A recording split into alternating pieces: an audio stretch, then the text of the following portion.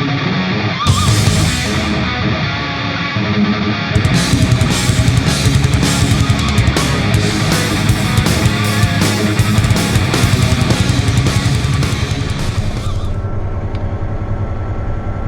I'm on my next adventure. Picked up a drill rig in Brampton, and this is 401 West, so I'm heading to Michigan. Yeah, normally I pull this the same company I did runs before as Bobtail, but this time it's a real machine on tracks, and they wanted my lowboy trailer, so I've been loading whole day today. So drove in the morning, was there for 9 o'clock, but yesterday I was checking the air pressure on all my tires, and they found a flat. One tire on the trailer on the driver's side in the middle axle inside had 20 psi. So I caught a nail, but the tire was good, so it looks like I caught a nail when I was going empty back from Northern Ontario from the last load. Otherwise the tire would be destroyed if I was loaded. So they fixed that one, and then this morning I stopped to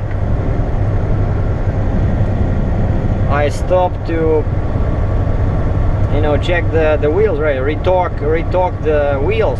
Oh, and they flipped my front steer tires because the Mac shop said, again, there's some kind of irregular wear.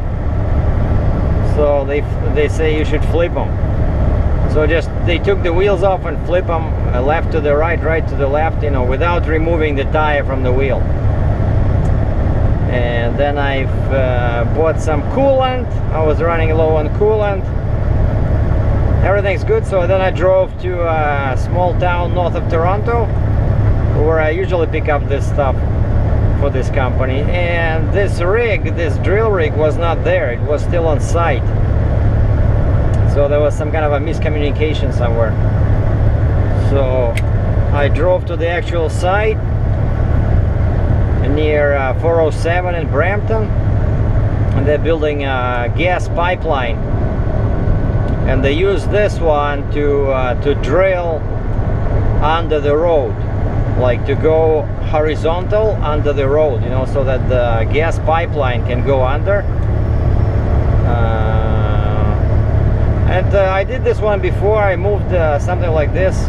It's kind of like has a chassis like an excavator with tracks. Not too heavy, but not too light. It's about 60,000 pounds. And I'm gonna do a walk around once I get to my lot. And I said, yeah, that's it. It's 4 o'clock now. I've been basically working, loading, and waiting and driving since 8. So I said, I'll deliver tomorrow, right? So I'll just go home to Cambridge, at least have something to eat. And they said, okay, because it's a good thing that I carry that. I have this protein kind of like powder that you can make a shake out of, and I had some almond milk. And I'm allergic to dairy products, so what I love about this almond milk is that, first of all, there's no dairy in it, and secondly, it never goes bad. So it's probably so full of chemicals that I keep it in the truck 2-3 days. I try it, it still tastes good, and where they sell them, most stores don't even put this almond milk in refrigerators. It just sits on shelves. And the good thing is that I joined 401 at Mississauga Road, which is already like the western part of Mississauga and Toronto. So the traffic at 4 o'clock would be pretty bad if I was somewhere near the airport or near 427 over there. But there was a big slowdown. That's why I started recording. Someone was saying there was a fire and there was lots of black smoke on the horizon. but of course by the time we I don't see anything. They were saying it was basically a couple of junctions back there was a burning trailer, some kind of a 53-foot trailer just like this one passing me, but the same type, and the people on the radio were saying there was fire coming from the top. And one crazy guy kept saying, "It's a fire, it's a fire," you know, like every 10 seconds. And that's why I keep my CB off, because there's so many annoying conversations over there. So yeah, this is what, somewhere near Milton. Shortly I'll be in my yard, and I already have my permit, and again they're sending me through Saginaw, through all those lights, because this load, it's not wide, it's not tall, it's just heavy.